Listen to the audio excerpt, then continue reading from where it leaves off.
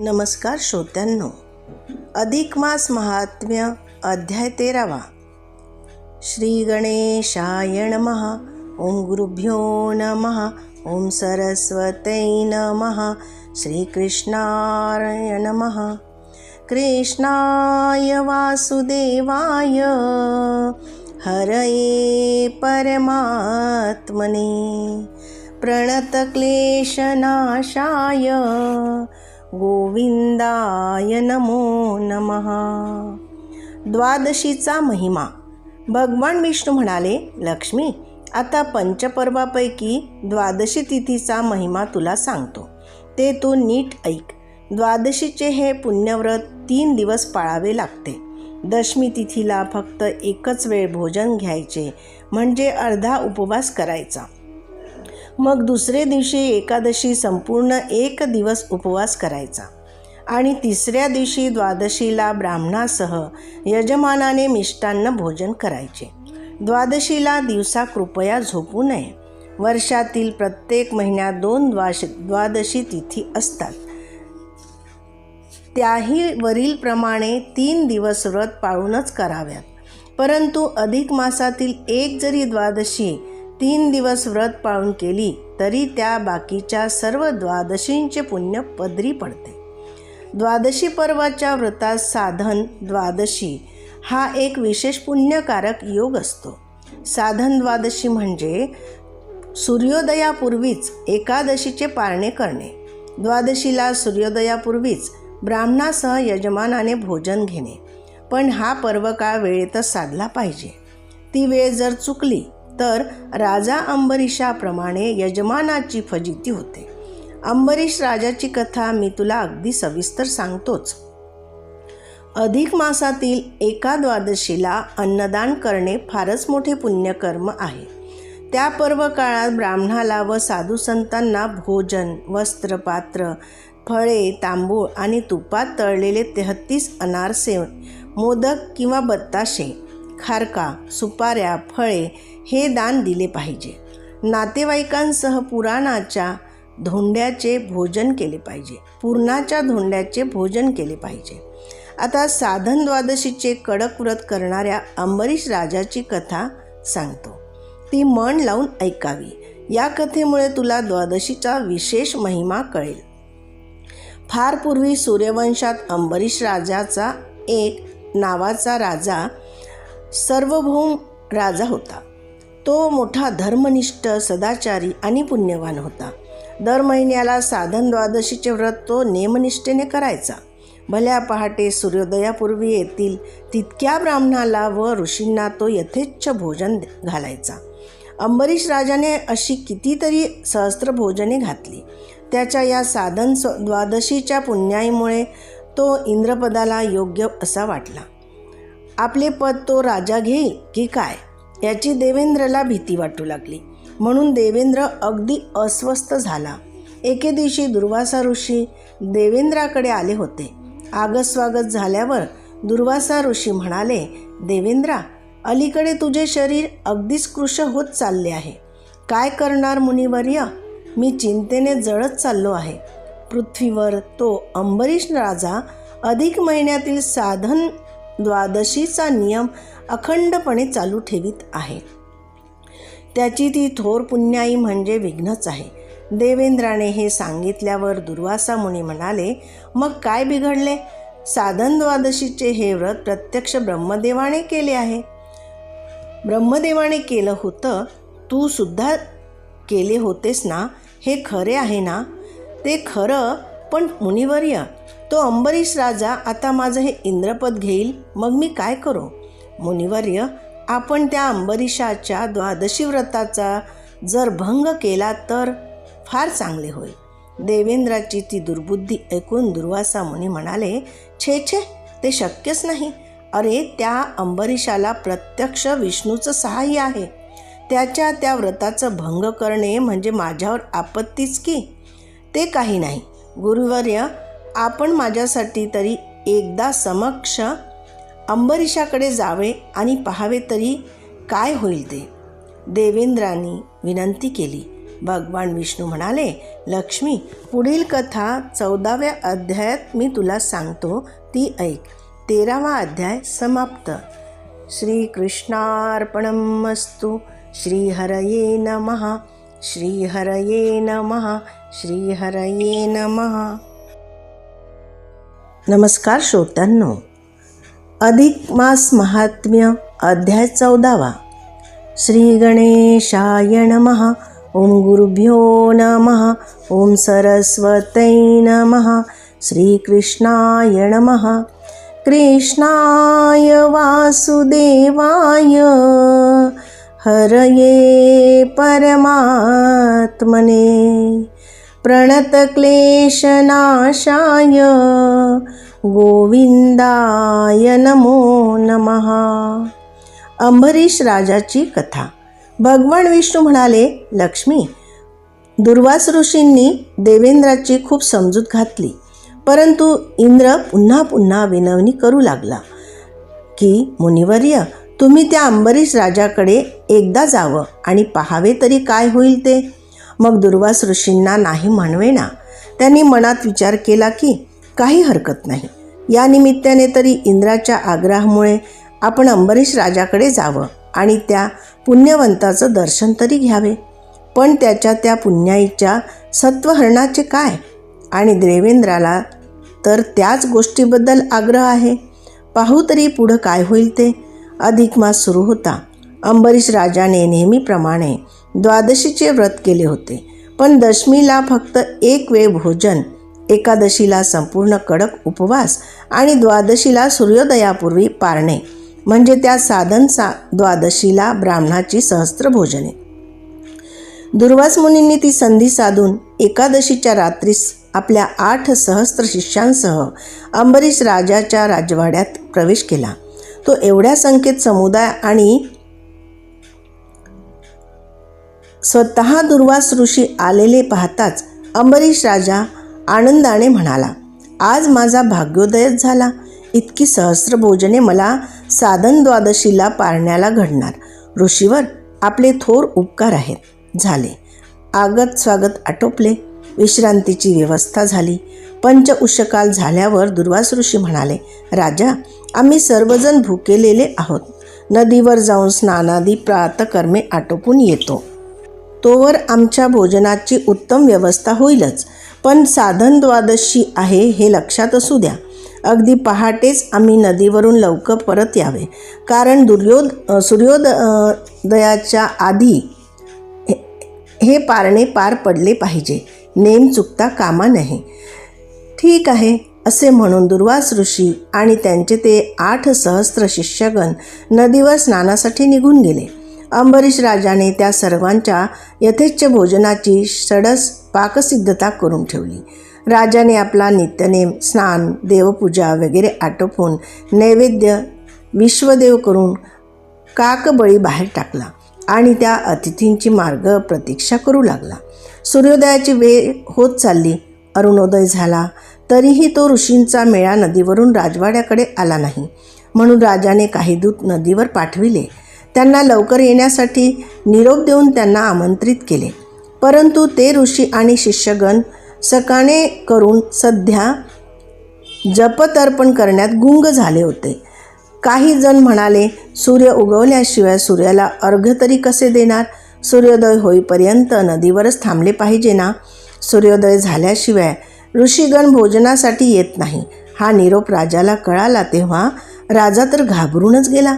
सूर्योदयापूर्वी भोजने झालीच पाहिजे, हा तर साधन द्वादशीचा नियम आहे आणि तो नियम आज पाळला जाणार नाही असे दिसते. आता काय करावे?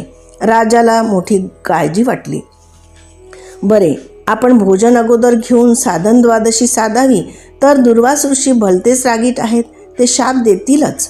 व्रताचा भंग होऊ नये म्हणून आता काय करावे असा विचार करता राजाला उपाय सापडला. मग अंबरीश राजाने विष्णू भगवानला तुळशीपत्र वाहून तीर्थ घेतले आणि सूर्योदयापूर्वी साधन द्वादशीच्या व्रताची सांगता केली. आता राहिले ते फक्त भोजनच. थोड्या वेळात दुर्वास ऋषी व शिष्यगण सर्वजण नदीवरून सूर्याला अर्घ्य देऊन राजवाड्यात आले. तेव्हा दुर्वास ऋषी म्हणाले, राजा, थोडा उशीर झाला तरी पण द्वादशी व्रताचा भंग झाला असे मानू नकोस. चल आता भोजनाची सिद्धता कर, पाने वाढ लवकर. राजा म्हणाला, मुनिवर्य, माझ्या व्रताचा भंग झाला नाही. सूर्योदयापूर्वी मी श्री नारायणाचे तीर्थ घेतले आणि वेळ साधली. आज चला आपण सर्वजण भोजन करा. काय, तू तीर्थ घेऊन द्वादशी व्रत पूर्ण केलेस? अरे मूर्खा, तीर्थ घेतलेस ते भोजनाच्या जागी ना, मग ते तू भोजनच केलेस की. आणि आता आम्ही काय त्या उष्ट्या अन्नाचे भोजन करावे? छे छे, आता आम्हाला ते भोजन नको. चला रे शिष्यांनो, परत चला, निघा येथून. असे म्हणत दुर्वास ऋषी रागारागाने तनतनत निघाले. अंबरीश राजा हात जोडून नम्रपणाने म्हणाला, मुनिवर्य, असा राग करू नका, अन्नाला डावलून जाऊ नका. त्यावर दुर्वास ऋषी संतापून म्हणाले, राजा, तुला मोठा गर्व झाला आहे. तुला वाटते मीच साधन द्वादशीचे हे व्रत नेमनिष्ठेने पाळले, पण आम्हाला भोजनाचे निमंत्रण देऊन आम्ही येण्याआधीच तू तीर्थप्राशन करून का होईना आधी द्वादशी सोडलीस. हे भयंकर महापाप केले आहेस. या पापाचे फळ म्हणून मी तुला शाप देतो की तुला मुक्ती मिळणार नाही. 100 वेळा गर्भवास पत्करून शतजन्म दुःखे भोगावे लागतील. आम्ही आता येथून उपाशी पोटीच जाणार. आम्हाला नको ते उष्ट अन्न. तीर्थ सोडली द्वादशी आणि आमंत्रित ठेवले उपाशी. वाह वाह वाह वाह रे राजा अंबरीश. अंबरीश राजा पुन्हा पुन्हा विनंती करीत होता, तरीही ते दुर्वास ऋषी शांत होईनात. ते म्हणतच राहिले, राजा, तू हे महापाप केले आहेस. मी तुला शाप दिला आहे. शतजन्म तुला गर्भवासाची दुःखे भोगावीच लागतील. मग अंबरीश राजाने प्रभू विष्णूजीचा धावा केला. त्याने प्रार्थना केली, हे भगवंता, मी हे तुझे साधन द्वादशीचे व्रत नेमनिष्ठेने केले, पण त्या व्रताचा भंग होऊ नये म्हणून तुझे तीर्थ घेतले, तर हे काय माझ्यावर या शापाचे अरिष्ट कोसळले. देवा, आज लाज राखली पाहिजेस. या ऋषीने माझे आज जणू सत्वहरणच केले आहे. तेवढ्यात चमत्कार झाला. भगवान विष्णू स्वतः गरुडावर आरूढ होऊन त्या ठिकाणी आले आणि राजा अंबरीशापुढे येऊन दुर्वास ऋषींना म्हणाले, हे मुनिश्रेष्ठा, अंबरीश राजा हा माझा परमश्रेष्ठ भक्त आहे. त्याला दिलेला शाप आता मलाच भोगावा लागणार आहे. तरीही दुर्वास ऋषींना संताप आवरेना. त्यांनी आपली एक जटा उपटून जमिनीवर आपटली. त्या जागेतून एक भयंकर कृत्या राक्षसी उत्पन्न झाली. ती राजावर धावून गेली. तो अंबरीशाला खाऊन टाकणार तोच. भगवान विष्णूंनी आपले चक्र तिच्यावर सोडले. त्या चक्राने कृत्या राक्षसिनीला ठार केले आणि मग ते सुदर्शन चक्र दुर्वास ऋषींच्या भोवती फिरू लागले. हे चक्र आता आपणास ठार मारणार या भीतीने दुर्वास ऋषी पळत सुटले. चक्राने त्यांचा पिच्छा सोडला नाही. शेवटी दुर्वास ऋषी विष्णू भगवानांना शरण गेले. चक्र आवरण्यास विनंती केली. भगवान विष्णू म्हणाले, माझा परमभक्त अंबरीशच त्याला आवरेल. मग अंबरीशाने त्या चक्राला शांत केले. दुर्वास ऋषींचे संकट टळले. त्यांनी क्षमा मागून मग द्वादशीचे ते भोजन करून आपला शाप मागे घेतला. भगवान विष्णू म्हणाले, लक्ष्मी, अशी आहे अंबरीश राजाच्या भक्ती सामर्थ्याची कथा. पुढे 15व्या अध्यायात एक वेगळीच कथा ती तुला सांगणार आहे. ती तू शांतपणे ऐक. 14वा अध्याय समाप्त. श्री कृष्णार्पणमस्तु. श्री हरये नमः. श्री हरये नमः. श्री हरये नमः. नमस्कार श्रोत्यांनो. अधिक मास महात्म्य अध्याय 15वा. श्री गणेशाय नमः. ओम गुरुभ्यो नमः. ओम सरस्वते नमः. श्रीकृष्णाय नमः. कृष्णाय वासुदेवाय हरये परमात्मने प्रणतक्लेशनाशाय गोविंदाय नमो नमः. भक्तीची शक्ती. भगवान विष्णू म्हणाले, लक्ष्मी, आता तुला द्वादशी पर्वाची एक विशेष कथा सांगतो. ती शांत चित्ताने ऐक. रामाने रावणाला मारले. बिभीषणाला लंकेचे राज्य दिले. राम सीतेसह अयोध्येला गेले. सारे स्थिर स्थावर झाले. अयोध्येत रामराज्य सुरू झाले. येथपर्यंतच रामायण सर्व दूर प्रसिद्ध आहे. पण तिकडे लंकेत मात्र विभीषणाला चैनच पडेना, कारण त्याच्या विरोधात काही राक्षसवीर शिल्लक राहिले होते. त्यांच्या अंतस्थ कारवाया सुरू झाल्या. रावण आणि त्याचा पुत्र इंद्रजित, कुंभकर्ण, त्याचे पुत्र कुंभ, निकुंभ असे घरातील वीर पुरुष ठार केले होते. तरी कुंभकर्णाची सून म्हणजे निकुंभाची पत्नी ही फार महत्त्वाकांक्षी स्त्री होती. तिने विभीषणाविषयी अंतकलह सुरू केला. लंकेच्या राजपदावर विभीषणाऐवजी आपला पुत्र कुंभकर्णाचा नातू म्हणजे निकुंभाचा पुत्र पुंडरीक याला बसवायला पाहिजे, असा त्या महत्त्वाकांक्षी सुनेचा दावा होता. म्हणून ती विभीषणाला सतत विरोध करू लागली. एके दिवशी ती आपला पिता शतमुखी रावण याच्याकडे गेली. तिने आपला हट्ट आणि आपल्या पुत्राचा पुंडरीकाचा राजगादीवरील हक्क आपल्या वडिलाला सांगितले. तेव्हा तिचे वडील शतमुखी रावण म्हणाले, तो लंकापती दशमुख अगदी मूर्ख होता. त्याने त्या कुळाचा घात केला. युद्धाच्या वेळी मला बोलावले असते तर मी त्या रामाचा आणि वानरसेनेचा एकच घास केला असता. पण असो, आता काय उपयोग, झाले ते गेले. आता मी लंकेवर स्वारी करतो, विभीषणाला राजगादीवरून काढतो, माझा नातू पुंडरीक यालाच लंकेचा राजा करतो. तू आपल्या पुत्राचे सुख आनंदाने पहा. इतके सांगून तो शतमुखी रावण आपल्या सेनेसह लगेच लंकेला वेढा दिला. घनघोर युद्ध झाले. शतमुखी रावणाने लंकेवर केलेल्या अकस्मात आणि जबरदस्त हल्ल्यामुळे विभीषणाची आणि त्याच्या सैन्याचा निभाव लागेना. त्या युद्धात विभीषणाचा पराभव झाला. तो आकाशमार्गे पळून गेला.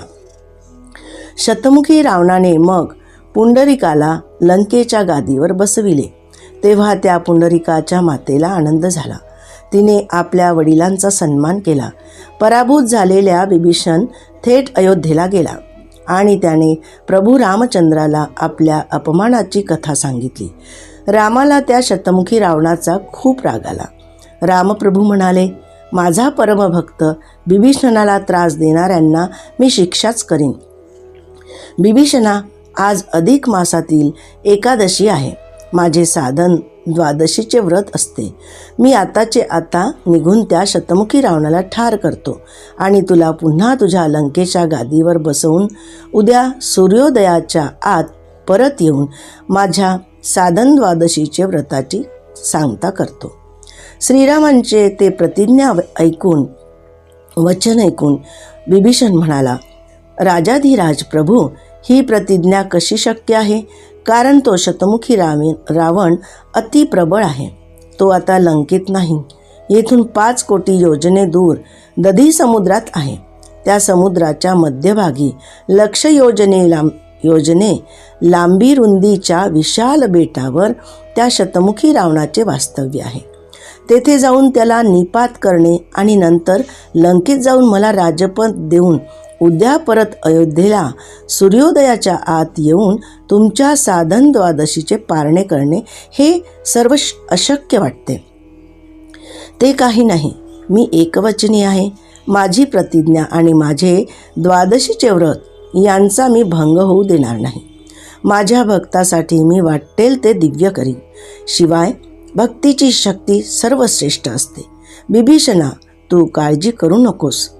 प्रभू रामचंद्रांनी हे सर्व सांगितले आणि लगेच ते कार्य सुरू केले. रामाने वायुपुत्र हनुमानाचे स्मरण करताच ते ताबडतोब येऊन हात जोडून प्रभू रामांपुढे हजर झाले आणि म्हणाले, प्रभू, आज्ञा व्हावी. राम, हनुमान आणि विभीषण यांचे बोलणे चालू होते. तेवढ्यात नारद मुनीही तेथे आले. त्यांनी शतमुखी रावणाचा तो सारा प्रताप ऐकला. रामाची प्रतिज्ञाही ऐकली. रामा, तुमची ही प्रतिज्ञा अचाट आहे. तो शतमुखी रावण अतिप्रबळ आहे. त्याचे सैन्य अफाट आहे. परंतु मारुतीसारखा वीर हे सारे संकट दूर करणारच. कारण भक्तीची शक्ती सर्वश्रेष्ठ आहे. कामाला लागा, पाहूया काय होईल ते. नारदांचे ते बोलणे ऐकून मारुतीला विलक्षण स्फूर्ती आली. त्याने लगेच अतिविराट रूप धारण केले. आपल्या खांद्यावर राम लक्ष्मण यांना घेतले, केस पिंजारले आणि रोम रोमावर 18 पद्मे वानर दल तसेच अयोध्येचे सैन्य बसवून काखेत बिभीषणाला घेतले.